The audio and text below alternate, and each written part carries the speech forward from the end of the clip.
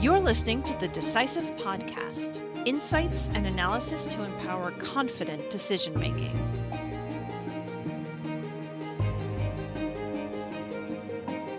Hello, everyone.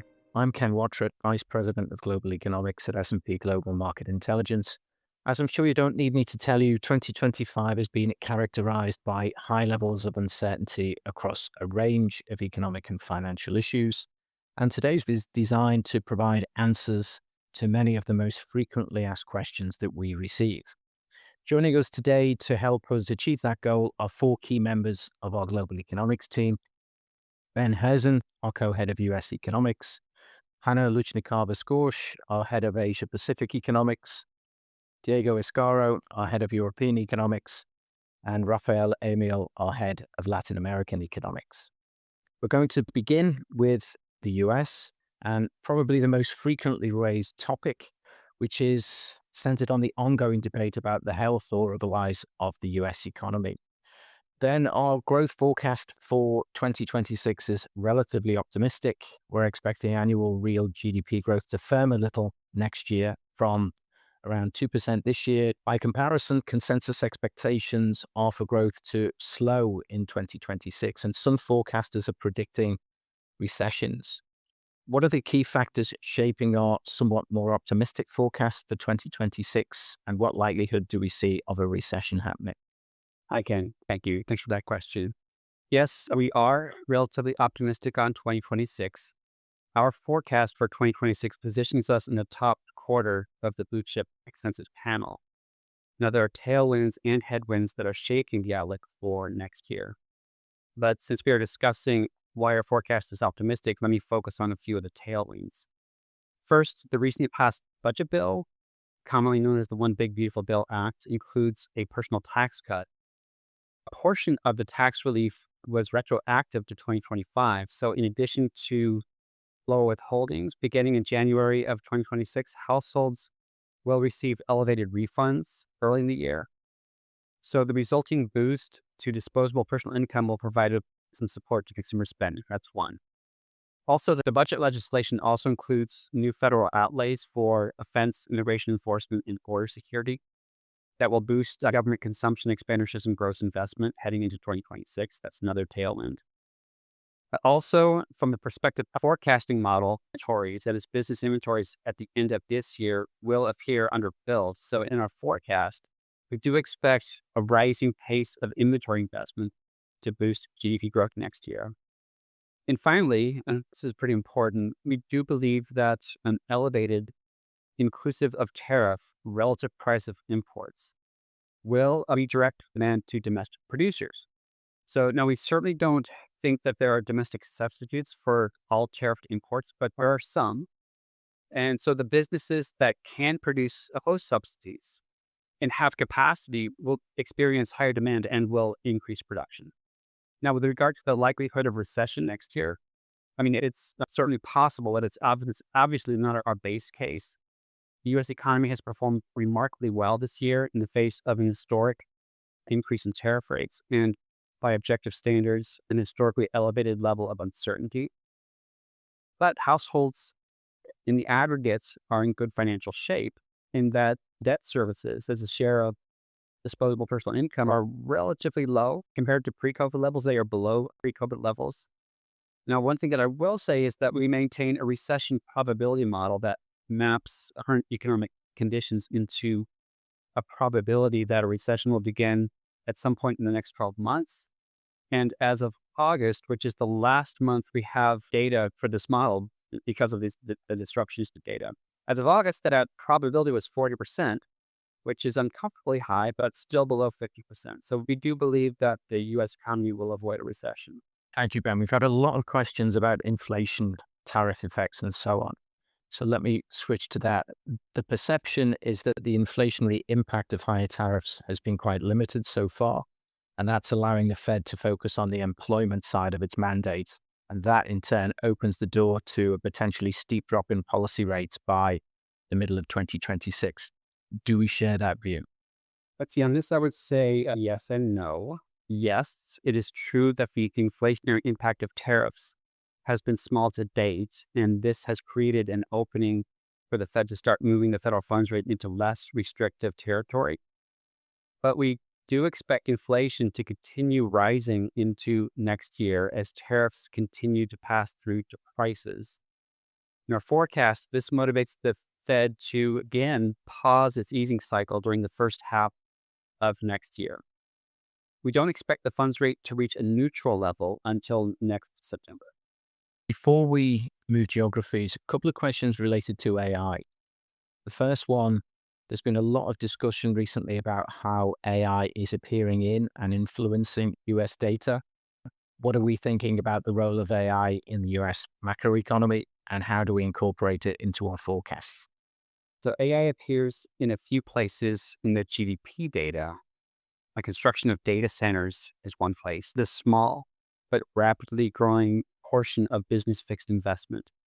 The contributions to GDP growth from this source have been small recently, even though it is rising rapidly. It's a small component of GDP. So those contributions that have essentially rounded to zero, but it's been less than 1/10 of annualized GDP growth a quarter. Now, business fixed investment in computers and peripherals has been rising rapidly of late, but it's not clear how much of this is related to AI. Some of the strength in spending on computers and peripherals certainly have been getting ahead of tariffs.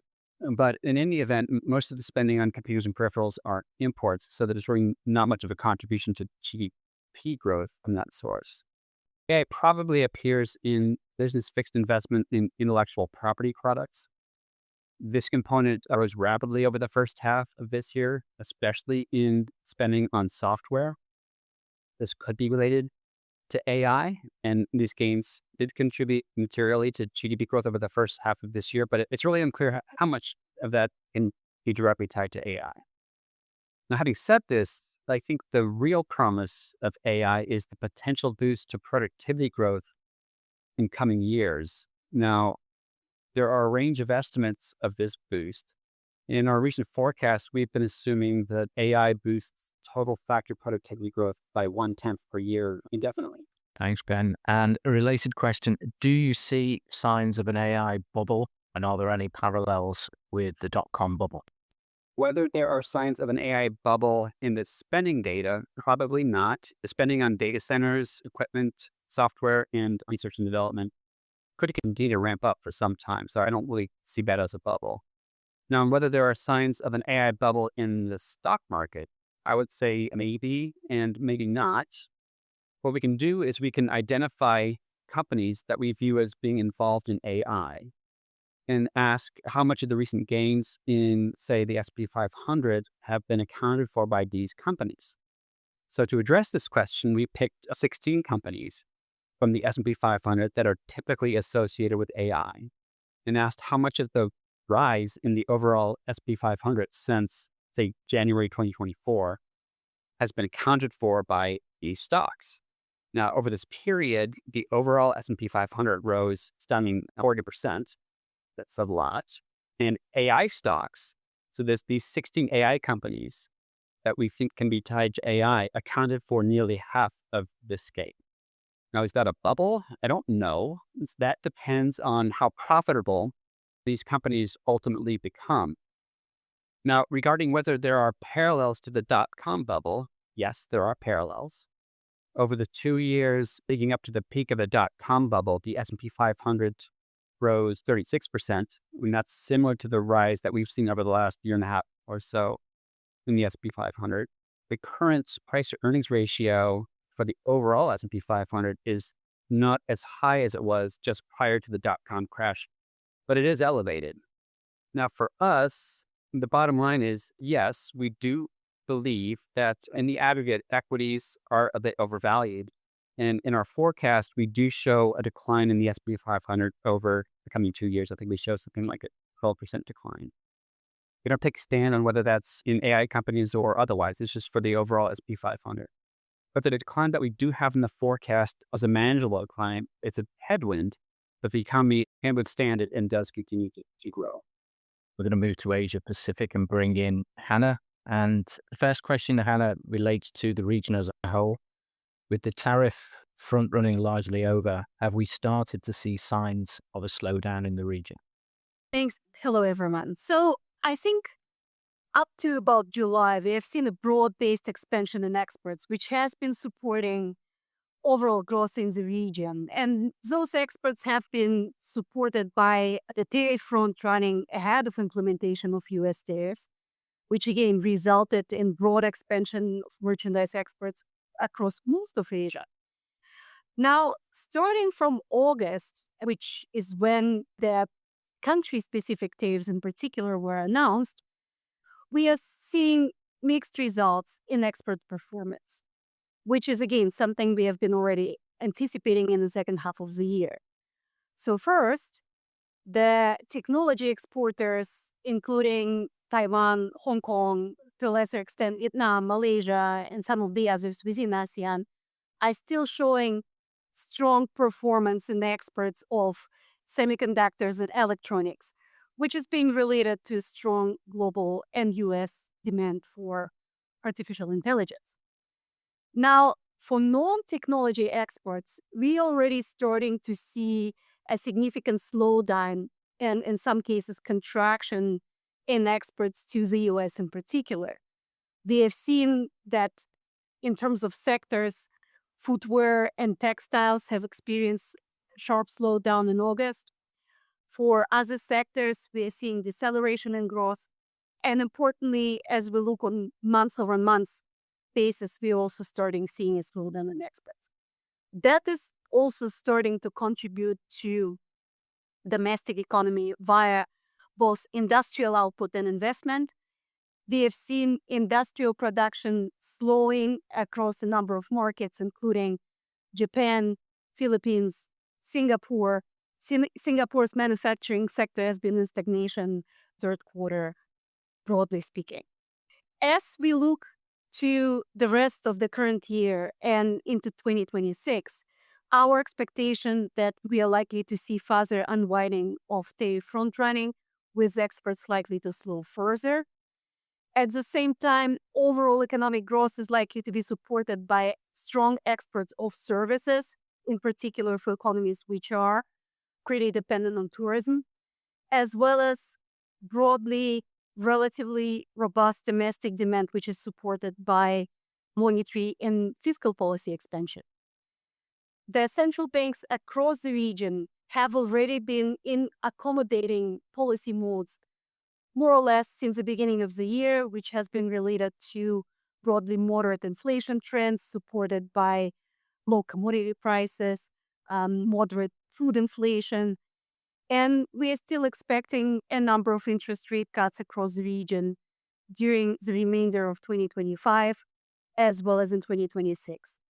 In particular, I would like to also single out Indonesia, where fiscal policies have been also expansionary. The government have already announced a fiscal stimulus and is planning to introduce another package, which again is being supportive of domestic demand in particular, and that is offsetting the impact of U.S. tariff on growth.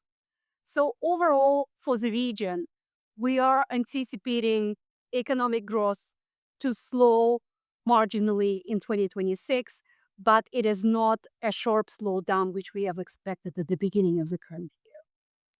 Thank you, Hannah. Regarding Indian growth prospects, has our outlook changed since the imposition of a 50% tariff rate and the US hiking visa fees? So I think the major change which we have made is that we now expect the current year's growth to be stronger compared to the fiscal year 2026, which is the next year in our forecast. And this lays on four factors. So the first one, the first quarter GDP growth of the fiscal year has shown strong acceleration of 7.8% year on year, supported by private consumption, but also by exports, which brings us to the second factor, and that is the performance of exports. And here, yes, we have seen that the U.S. has now implemented a combined import tariff, including the penalty of 50% on Indian exports to the U.S., but that still affects about a half of total Indian goods exports to the U.S., which is about 1% of GDP. Now, we are starting to see the effects of this prohibitive import tariff, with September data already showing a drop in exports to the US by 20% year on year. But at the same time, we've seen that overall merchandise exports grew by 3% year on year during September, which was an acceleration from under 2%, which we have seen in the previous several months. And that is mostly driven by the developments in petroleum prices and Indian petroleum exports. So again, that demonstrates that the exports alone will probably not move a needle in terms of affecting Indian economic growth sharply, and it still remains largely a domestic demand-driven story.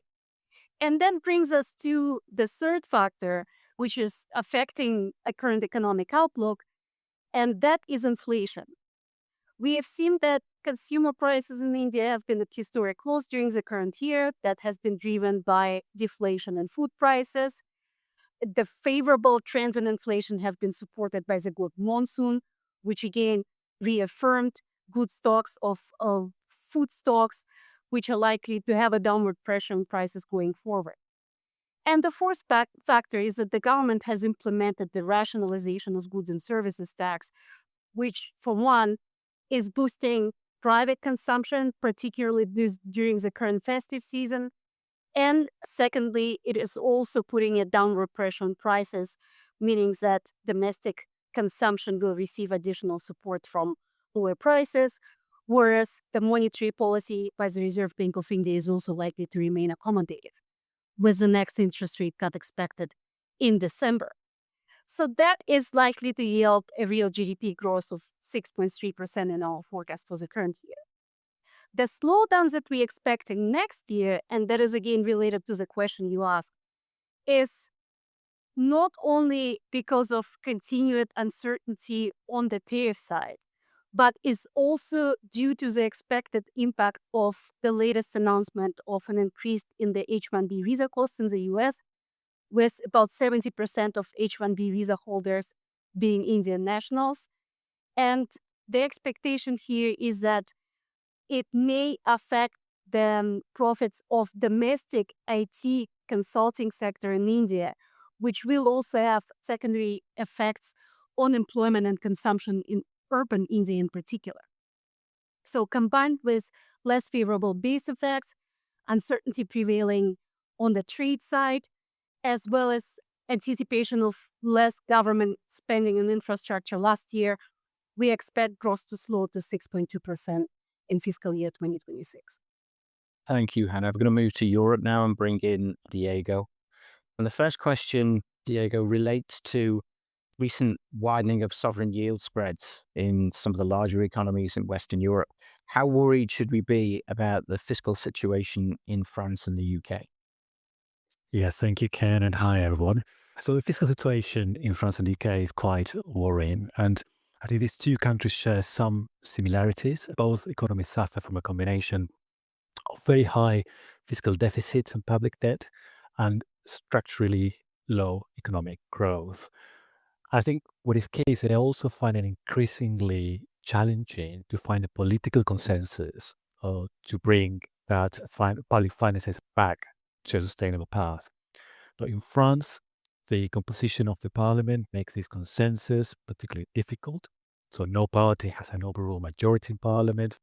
France actually had 6 prime ministers in the last 3 years, and the current prime minister, Sébastien Lecornu, resigned, was reappointed the same week in early October. His government is now having another stab at trying to find support for a budget for next year. So last week he presented a draft bill that aims to lower the fiscal deficit from an estimated 5.4% of GDP this year to 4.7% of GDP next year. But we think that it's going to be quite difficult to meet this target.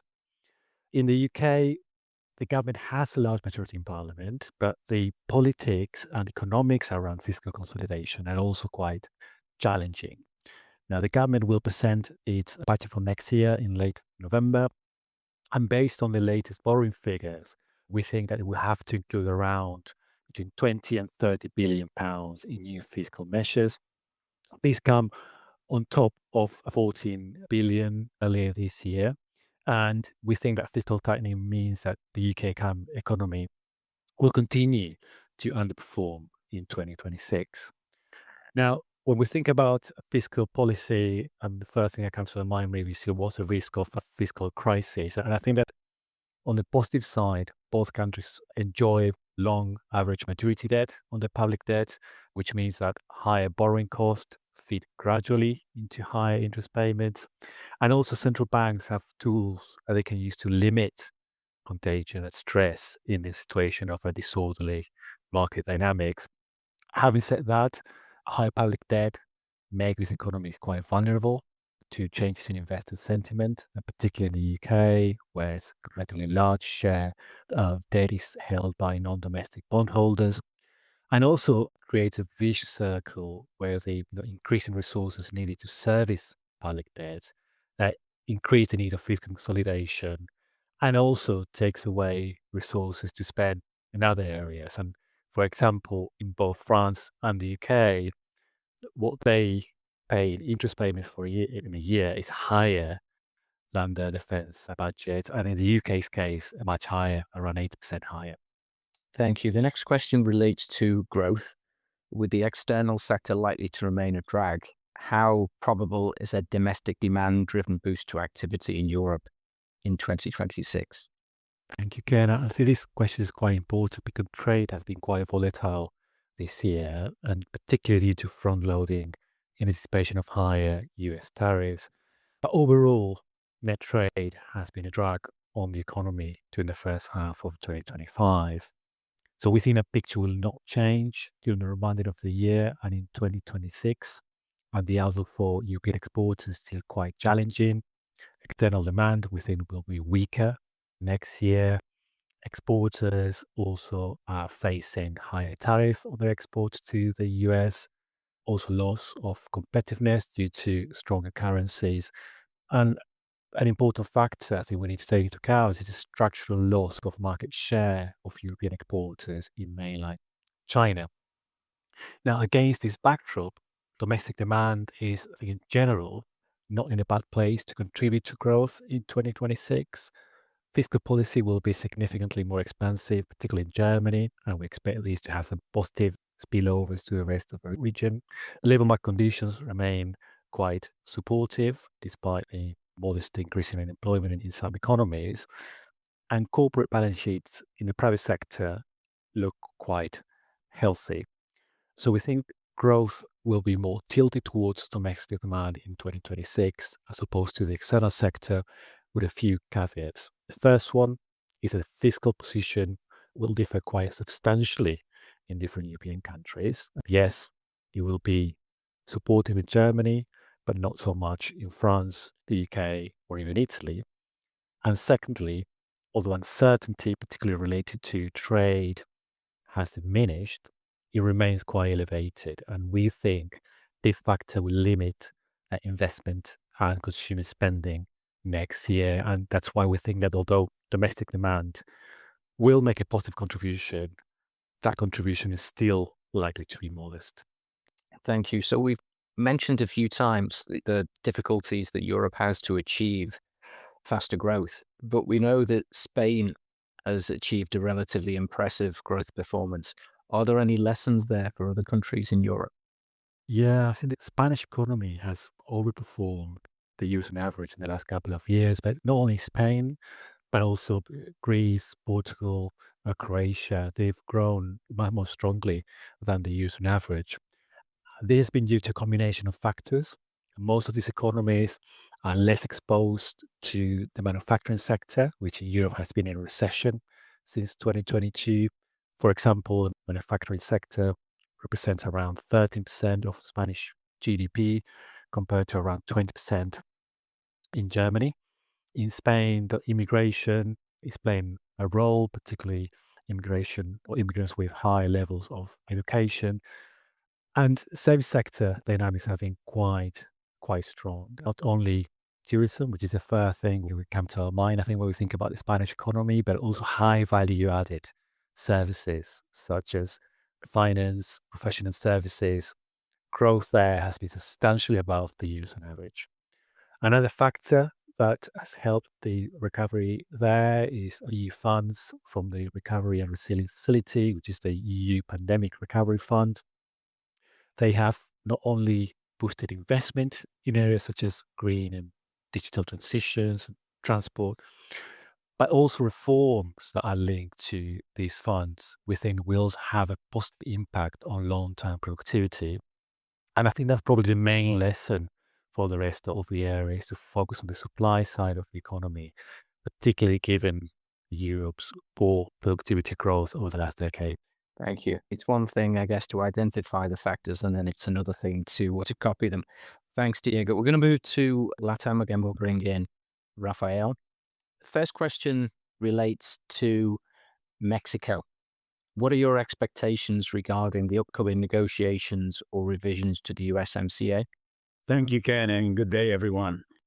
Yes, we see Mexico as a long-term partner in trade for the U.S. And in fact, the USMCA is due for its 8-year review in 2026.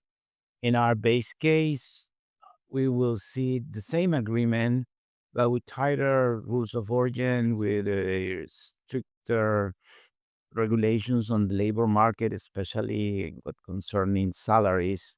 And this is meant to create an environment with stronger manufacturing supply chain. And we've seen lobbies pressuring for this direction, especially in the automotive sector, so they should yield good results. And this is our base case. But of course, there are some alternatives that, for instance, the common customs policy. In the European Union, they have strong supply chains because they have the shared external tariffs and then completely free trade among their members. And in Mexico, we've seen the planning to impose tariffs on Chinese imports of goods and other Asian countries. And this moves in this direction, not to create the region and isolate them from the rest with tariffs. But this is not the base case. No. Finally, and negotiations can fail and then the agreement can be withdrawn, but that's not a high probability event from our view. Thank you. Now we're going to move on to Brazil. How might the upcoming elections impact on the government's ability to meet its fiscal targets, and why do we think this matters?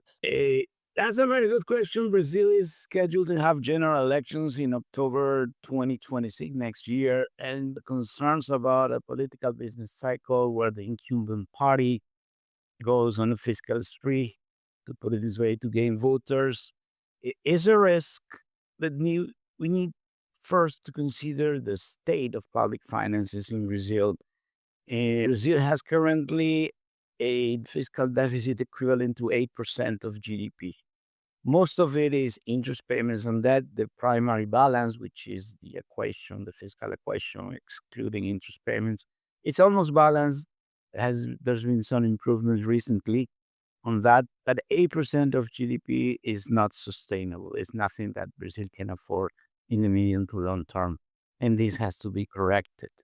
If we add to this picture the fact that the policy rate in Brazil is 15%, 1.5, and this is the equivalent of the federal funds target rate, right? And inflation is 5%, so the real interest return of this basic rate is 10%. So the government is transferring to the Brazilians 8% of GDP based on this high yield. Most of the public debt in Brazil is financed domestically. So there is clearly a wrong mix of economic policy now with a very restrictive monetary policy and a loose fiscal policy. If we add something else, which is in Brazil, there are court order government debt payments called precatórios in Brazil, which is debt that the judiciary assigned to the private sector because so many reasons. But we estimate that for 2026, this will be 0.8 to 1 percentage point of GDP. So altogether, this is massive fiscal stimulus. And we assess that there is no room for fiscal flexibility. If there was, markets will react, they will become very volatile, not just the exchange rate market, just bonds market, the money market, everything could lead to undesirable results. Thank you, Rafael. We've also received questions with a more global focus, and I'll address a couple of those now.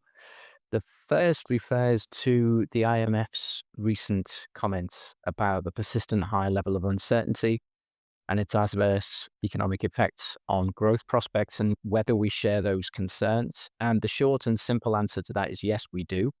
We've been highlighting for a long time now that many economic and financial anchors, as we've described them, have become much more unstable and uncertain. The focus, of course, has been on trade policy, particularly in the US, but this covers a much wider range of economic and financial issues, including inflation, short-term and long-term interest rates, the international financial architecture, and so on.